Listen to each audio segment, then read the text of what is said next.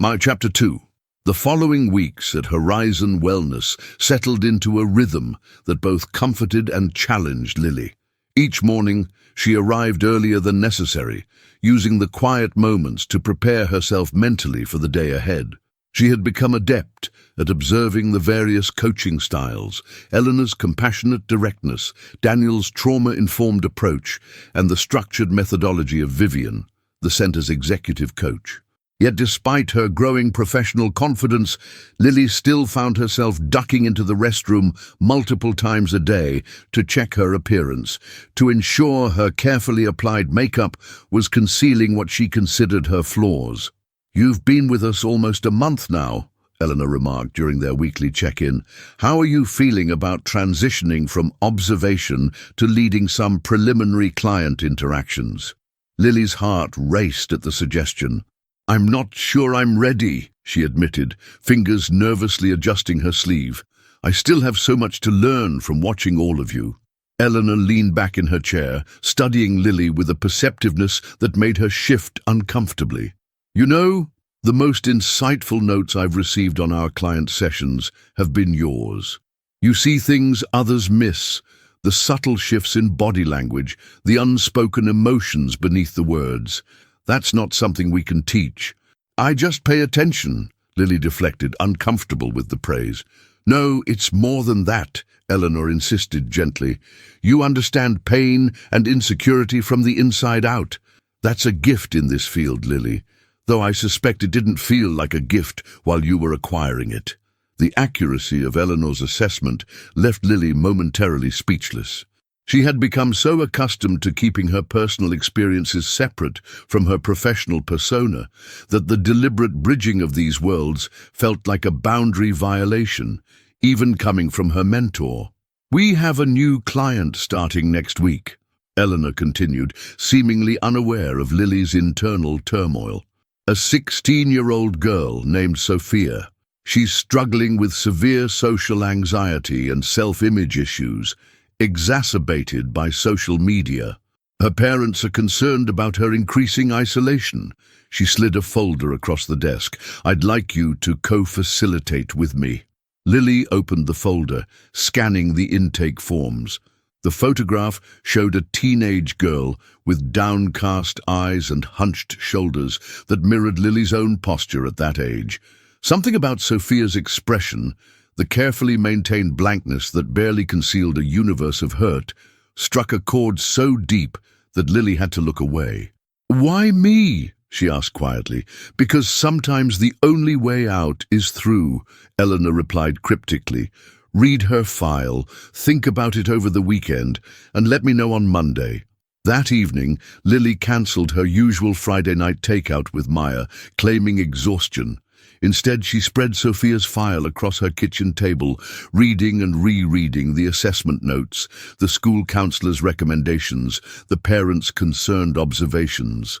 Between the clinical language, Lily could read the story of a bright young woman whose spirit was being crushed under the weight of others' perceptions, or more accurately, her perception of others' perceptions. Around midnight, after hours of deliberation, Lily reached for her phone and sent Eleanor a text. "I'll do it." The weekend passed in a blur of preparation and anxiety. By Monday morning, Lily had researched every technique that might help Sophia, rehearsed potential scenarios, and even practiced breathing exercises to manage her own nervousness. Yet nothing prepared her for the moment when Sophia walked into the consultation room, her mother hovering anxiously behind her. "Hi, Sophia," Eleanor greeted warmly. "This is Lily Chen, who'll be working with us during our sessions." Sophia gave a barely perceptible nod, her eyes fixed on the floor. Her dark hair fell forward, partially obscuring her face, a tactical choice Lily immediately recognized. "I'll leave you to it," Sophia's mother said, her worried gaze lingering on her daughter, before she reluctantly departed. The first session followed Eleanor's established protocol, creating a safe space, setting expectations, and gentle exploration of Sophia's current challenges. Lily mostly observed, occasionally offering a supportive comment or question. But halfway through, when Eleanor asked Sophia what she would change about herself if she could, The girl's answer shattered Lily's professional distance. Everything, Sophia whispered, her voice breaking. My face, mostly. I just want to look normal, not like this. She gestured vaguely toward her features, her slightly pronounced ears, her uneven complexion with patches of vitiligo around her neck that her high-collared shirt couldn't completely hide. Lily felt her careful composure cracking. Without thinking, she leaned forward.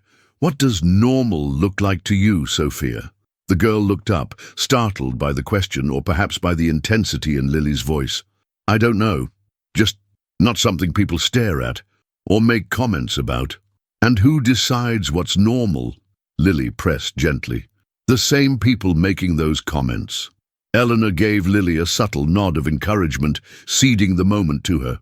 When I was about your age, Lily continued, her heart pounding, someone in my class started calling me lopsided Lily because of my asymmetrical eyes. It caught on. For months, people would tilt their heads whenever they talked to me as a joke. She paused, amazed at how fresh the hurt still felt. I started believing there was something fundamentally wrong with me, something that made me unworthy of basic respect. Sophia's eyes widened slightly, her attention fully captured for the first time. What did you do? I believed them for a long time, Lily admitted. I'm still unlearning that belief, honestly. But what helped me start was realizing that the problem wasn't my face. It was living in a world that had very narrow definitions of what faces should look like. The rest of the session unfolded with a new energy. Though Sophia didn't suddenly transform, there were moments, brief but significant, when she engaged directly, making eye contact, asking questions. When Eleanor wrapped up, scheduling their next appointment, Sophia looked at Lily and asked, Will you be here next time too? Yes, Lily promised, surprised by how much the simple question moved her. I'll be here. After Sophia left, Eleanor turned to Lily with an approving smile. That was exactly what she needed.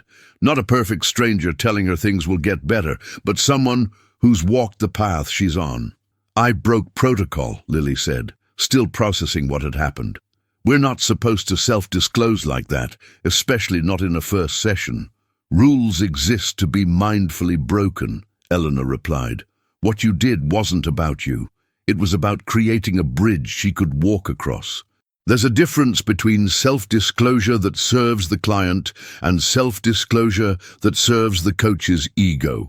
That night, for the first time in years, Lily didn't perform her usual evening ritual of scrutinizing her reflection. Instead, she opened her laptop and began typing, pouring out memories and reflections she had never fully articulated. She wrote about the cumulative impact of 1,000 small cruelties, about the exhaustion of maintaining a facade of indifference, about the voice inside her head that had never been her own.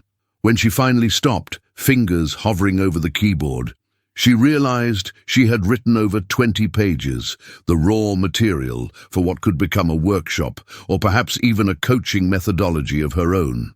She saved the document, titled simply Beneath the Surface, and closed her laptop, feeling simultaneously drained and inexplicably lighter. As she drifted towards sleep, Lily thought about Sophia, wondering if today had marked a turning point for the girl.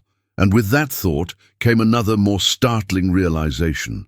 In trying to help Sophia find her way out of the darkness, Lily had inadvertently illuminated her own path forward as well. Adrian, Chapter 3. I don't think I can do this, Sophia said, her voice barely audible over the ambient noise of the coffee shop across from Horizon Wellness. It was their 6th session together, and Eleanor had suggested a change of environment, a small step toward helping Sophia navigate social spaces with less anxiety. You're already doing it, Lily pointed out gently. You're sitting in a public place, having a conversation. That's progress. Sophia tugged self-consciously at the scarf she wore to cover the vitiligo patches on her neck, her eyes darting nervously around the cafe. Everyone's probably wondering why I'm dressed like this when it's 70 degrees outside. What makes you think anyone is noticing at all? Lily asked, using the cognitive reframing techniques she had been practicing. Most people are too absorbed in their own lives to scrutinize strangers. You don't understand, Sophia insisted, frustration edging into her voice. It's different for you. You look, she gestured vaguely toward Lily, put together, professional, normal. The comment struck Lily with unexpected force. In the 3 months since she had begun working with Sophia, she had shared carefully selected pieces of her own journey, always with the deliberate purpose of creating therapeutic connection. Yet she had maintained certain walls, keeping her most vulnerable self-perceptions private. She realized now that this selective disclosure had created a false impression that Lily had somehow fully conquered her demons, while Sophia was still wrestling with hers. "I want to show you something," Lily said, making a split-second decision that she hoped wouldn't backfire. She reached into her purse for makeup remover wipes and, with deliberate movements, began to clean away the foundation covering her birthmark. Sophia watched with widening eyes as the reddish-brown mark emerged, spanning from Lily's temple down to her cheekbone. "I've covered this every day since I was 14, Lily explained, fighting the urge to turn away or cover her face. "The first boy I ever had a crush on called it my ugly stain. I believed him. Some days, I still do." "But you're a confidence coach," Sophia said, confusion evident in her voice. "I'm trying to become one," Lily corrected her. "And part of that journey is recognizing that confidence isn't about having a perfect exterior or never feeling insecure. It's about living fully despite those insecurities, and eventually because of them." Sophia's expression shifted from surprise to something more complex, perhaps the beginning of understanding. "Does it get easier? Being seen, I mean." "Yes and no," Lily answered honestly. "The world doesn't always get kinder, but you can become stronger. You learn which voices to listen to and which to disregard. You find people who see beyond the surface." Their conversation continued, more authentic than any they'd had before. By the time they left the cafe, something had changed in their dynamic, a shift from mentor and mentee to two people on different points of the same continuum, both learning to navigate a world that had taught them to hide. Back at Horizon Wellness, Eleanor noticed the uncovered birthmark immediately, but made no comment beyond a subtle nod of approval. After Sophia's mother picked her up, she called Lily into her office. "I've been wanting to discuss something with you," she said, sliding a brochure across her desk. "We're launching a new workshop series next month, focused on authentic self-image. Given your progress with Sophia and the framework you've been developing, I'd like you to lead one of the sessions." Lily stared at the brochure, panic rising in her throat. "Lead? As in, stand in front of a room full of people and talk about confidence? Eleanor, I can barely handle one-on-one sessions." And which is precisely why you're the right person for this," Eleanor countered. "You're still in the trenches. You understand the daily battle in a way that someone who's been comfortable in the spotlight for decades cannot." "What if I'm a fraud?" Lily voiced her deepest fear. "What if they look at me and think, who is she to teach us anything?" Eleanor leaned forward, her expression serious. "Lily, do you know why I hired you? It wasn't just your academic credentials or your insight. It was because I recognized in you what I once saw in myself, someone who had experienced the pain of being diminished and had developed extraordinary empathy as a result." She paused, ensuring Lily was really listening. "We don't help others despite our wounds. We help them through our wounds. That's not fraudulent. It's the most authentic thing you could possibly offer." The workshop was scheduled for 3 weeks later, giving Lily time to prepare while continuing her regular client work. In the evenings, she refined the material she had been developing since that night after her first session with Sophia, a methodology she now called Reclaiming Your Reflection. It combined cognitive behavioral techniques with narrative therapy, helping participants identify and challenge the external voices they had internalized. As the workshop date approached, Lily's anxiety intensified. She practiced her presentation for Maya, who offered enthusiastic support, but couldn't fully understand the magnitude of what this step represented. She rehearsed in front of her bathroom mirror, initially wearing full makeup, then gradually reducing it until, 2 days before the workshop, she practiced with her birthmark fully visible. The morning of the workshop, Lily arrived at Horizon 2 hours early, arranging the conference room with obsessive precision. The registration list showed 12 participants, a small group, but still more people than she had ever addressed at once. As they began to arrive, Lily greeted them with a professional smile that belied her racing heart, noting with a pang of recognition how many of them displayed the same defensive body language she had spent years perfecting. At precisely 10 a.m., Eleanor introduced her to the group and then slipped into a seat at the back of the room. Lily stood frozen for a moment, the weight of 12 expectant gazes pressing upon her. The carefully prepared opening she had rehearsed evaporated from her mind. "I had planned to start today with an eloquent quote about self-acceptance," she began, her voice barely steady. "But the truth is, I'm terrified to be standing here. For most of my life, I've done everything possible to avoid being the center of attention." A ripple of surprise moved through the room, followed by a softening of expressions as participants recognized her vulnerability as an echo of their own. "I'm not here because I've mastered confidence," Lily continued, growing slightly steadier. "I'm here because I understand what it's like to move through the world, feeling fundamentally flawed, and I've learned some things about finding strength in that experience that might be useful to you." For the next 2 hours, Lily guided the group through exercises designed to externalize and examine the critical voices that had shaped their self-perception. She shared parts of her own story, not as an instructor dispensing wisdom from above, but as a fellow traveler offering observations from the road. When participants shared their experiences, she listened with the same deep attention that had always been her strength, creating connections between their stories and helping them recognize patterns they hadn't seen before. By the closing session, the energy in the room had transformed. People who had entered with downcast eyes and protective postures were engaging directly, some even making plans to meet for coffee afterward to continue their conversations. "Before we end," Lily said, "I want to acknowledge something important. The journey we've been discussing today isn't linear. You won't leave here and suddenly feel confident in all situations. You'll still have days when the old voices seem louder than your own.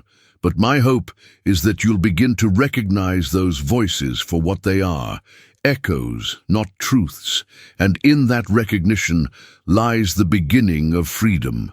As the participants filed out, many stopped to thank her personally. A woman in her 50s, with severe burn scars on her arms, squeezed Lily's hand and whispered, "You've given me tools I wish I'd had 30 years ago." A college student with severe acne simply said, "Thank you for seeing us." When the room had emptied, Eleanor approached, her expression a mix of pride and something deeper, a recognition of shared experience. "That," she said simply, "was extraordinary." Lily exhaled slowly, the adrenaline that had carried her through beginning to ebb. "It felt right," she admitted, surprised by the realization. "Terrifying, but right." "That's how you know you're on your correct path," Eleanor replied. "The fear doesn't disappear, but it's accompanied by a sense of alignment that makes it bearable." She placed a hand briefly on Lily's shoulder. "The workshop series runs for 6 weeks. The Tuesday slot is yours if you want it." Later that evening, as Lily recounted the day to Maya over dinner, she found herself speaking with an animation her friend hadn't seen before. "The most amazing part," she said, twirling her fork in her pasta, "was realizing that I wasn't just saying words I thought they needed to hear. I was articulating things I needed to hear myself." "So you're really doing this?" Maya asked. "Becoming a confidence coach?" Lily considered the question, feeling the weight and possibility it contained. "I think I'm becoming something," she answered thoughtfully. "Not just a coach, but a whole person, someone who doesn't need to hide anymore." As she spoke the words, she realized they were true in a way they hadn't been before. The path ahead wasn't clear or easy, but for the first time, she could envision herself walking it with her head held high, birthmark visible, carrying her history not as a burden, but as the unique lens through which she could help others find their way toward self-acceptance. Chapter 4. 1 year later, Lily stood in the green room of a local television studio, trying to calm her racing heart. The producer had already applied her makeup, carefully working around, not covering her birthmark, at Lily's insistence. On the monitor, she could see the morning show hosts chatting animatedly, leading into the segment that would feature her discussing Reclaiming Your Reflection, now a published workbook that had grown from her workshop series at Horizon Wellness. 5 minutes, Ms. Chen, a production assistant called, poking his head through the door. Lily nodded, smoothing her blazer, the same one she had worn on her first day at Horizon, though she now filled it with a different presence. Her phone buzzed with incoming messages, encouraging words from Eleanor, a series of excited emojis from Maya, and a simple, "You showed me how to be brave" from Sophia, who had recently started college with a confidence that would have been unimaginable a year ago. The journey to this moment had been neither linear nor easy. After the success of her initial workshop, Lily had continued leading sessions while maintaining her individual client practice. Word had spread about her approach, bringing more clients to Horizon specifically requesting to work with her. 6 months ago, Eleanor had promoted her from intern to full-time confidence coach, with a specialization in working with clients dealing with visible differences and body image issues. The workbook had been Eleanor's idea. "Your methodology deserves a wider audience," she had insisted, connecting Lily with a publisher who specialized in personal development resources. The writing process had forced Lily to articulate her framework more precisely, to balance vulnerability with professional guidance, and to confront the remaining shadows of her own insecurity. Now, as the publication date approached, the local morning show had invited her for an interview, her first television appearance and a prospect that once would have been unthinkable. 3 minutes, the assistant called again. Lily closed her eyes, practicing the grounding technique she taught her clients. 3 deep breaths, 5 things she could see, 4 things she could touch, 3 things she could hear, 2 things she could smell. 1 thing she could taste, the mint of her breath freshener. When she opened her eyes, her reflection in the mirror still showed the same features that had been the source of so much pain, but her relationship with that reflection had fundamentally changed. The journey wasn't complete, perhaps it never would be, but she had learned to see herself through a lens of compassion rather than criticism. "We're ready for you, Ms. Chen," the assistant said, gesturing for her to follow. The bright lights of the studio were disorienting as Lily was mic'd and seated on the interview couch. The female host, Diane, greeted her warmly, while a makeup artist made last-minute touch-ups to her own appearance. "We're back in 30 seconds, the floor director announced. "Nervous?" Diane asked kindly, noticing Lily's tense posture. "Terrified," Lily admitted with a small laugh. "But doing it anyway." Diane nodded approvingly. "That's what it's all about, isn't it? We'll make it conversational, just like we discussed in the pre-interview."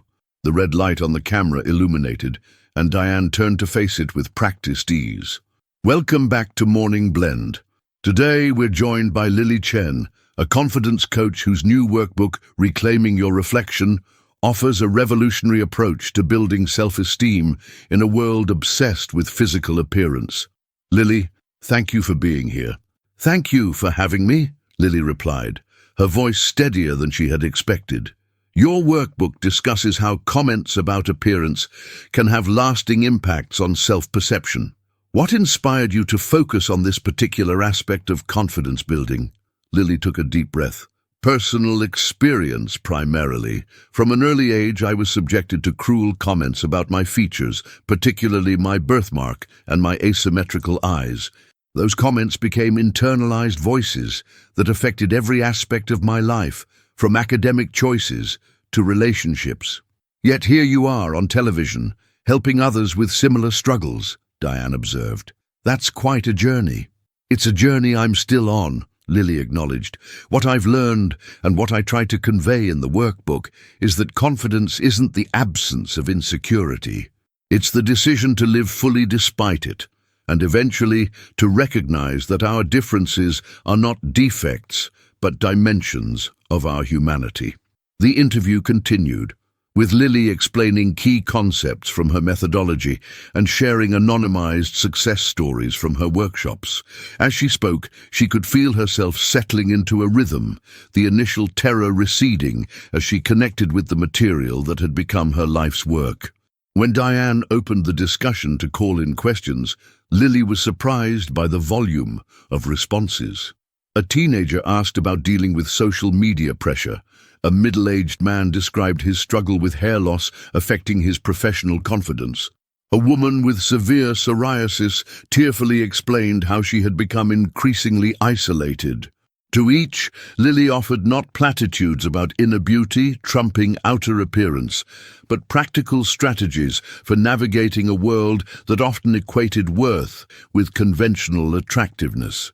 She spoke about building support networks, practicing self-compassion, challenging cognitive distortions, and finding spaces where one's unique qualities were valued rather than diminished.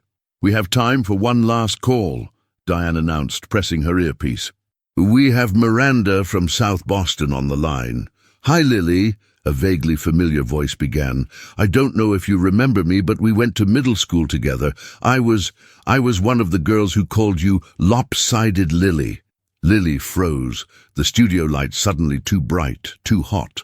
This scenario had never entered her worst-case preparations for the interview. "I just wanted to say I'm sorry," Miranda continued, her voice cracking. "Watching you today, hearing how those stupid, cruel comments affected you for years afterward, I never thought about the impact. I was just a dumb kid trying to fit in, but that's no excuse. What you're doing now is amazing, and I just wanted you to know that."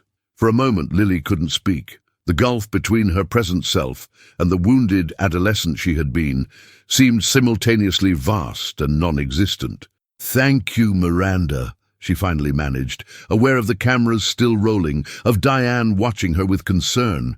"Your apology means a lot, and it illustrates something important about this work. The people who diminish us are fighting their own battles with insecurity. Understanding that doesn't excuse the behavior, but it helps us stop internalizing it as truth about our worth." And after the segment ended and Lily had been thanked by the producers, she sat alone in the green room, processing what had just occurred. Her phone buzzed with notifications, social media mentions, text messages, emails, but she set it aside, needing a moment of stillness. A knock at the door interrupted her thoughts. Eleanor entered, her expression one of quiet pride. "I happened to be watching a certain morning show," she said, sitting beside Lily. "You were magnificent, especially in that unexpected moment at the end. I never imagined I'd hear from one of them again," Lily admitted, "let alone an apology on live television." "Life has a way of bringing things full circle when we're ready to receive them," Eleanor observed, "though I suspect most of your former tormentors won't have Miranda's courage or self-awareness." Lily nodded, thinking about the many clients she had worked with whose wounds had never been acknowledged by those who inflicted them. "The healing can't depend on external validation," she said, echoing a principle from her workbook, "though it doesn't hurt when it comes." As they left the studio together, Lily's phone rang with a call from her publisher. "The pre-orders just spiked after your appearance," the marketing director informed her excitedly. "And we've had 3 requests for speaking engagements at upcoming conferences. How do you feel about Boston in October?" Lily laughed, the synchronicity not lost on her. "Boston sounds perfect," she replied, thinking of her younger self who had once sworn never to return to the city that held so many painful memories. That evening, Lily hosted a small gathering at her apartment to celebrate the television appearance. Eleanor, Daniel, and other colleagues from Horizon, Maya and a few close friends, and Sophia, home from college for the weekend. As they shared food and conversation, Lily found herself observing the easy interaction, the laughter, the authentic connections that filled her home. Later, as the party wound down, Sophia approached her with uncharacteristic shyness. "I have something for you," she said, handing Lily a small wrapped package. "A thank you gift, I guess, though it doesn't really cover it." Lily unwrapped the gift to find a small, elegantly framed mirror. Engraved along the bottom edge were the words, "Through your reflection I found mine." "Sophia," she breathed, touched beyond words.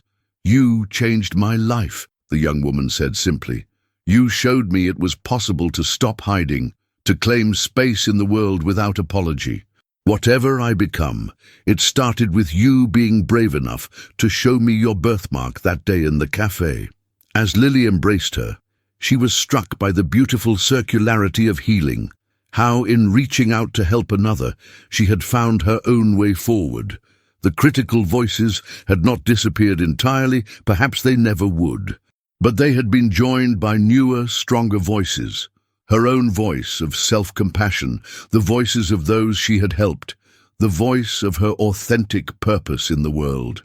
Later that night, after everyone had gone and Lily stood alone in her bathroom, she gazed at her reflection in Sophia's gift. For the first time in her memory, she didn't immediately catalogue her perceived flaws or brace against anticipated judgment. Instead, she saw a whole person, complex, evolving, worthy, not despite her differences, but inclusive of them. "Hello, Lily," she whispered to her reflection, a small ritual of recognition she had begun teaching her clients.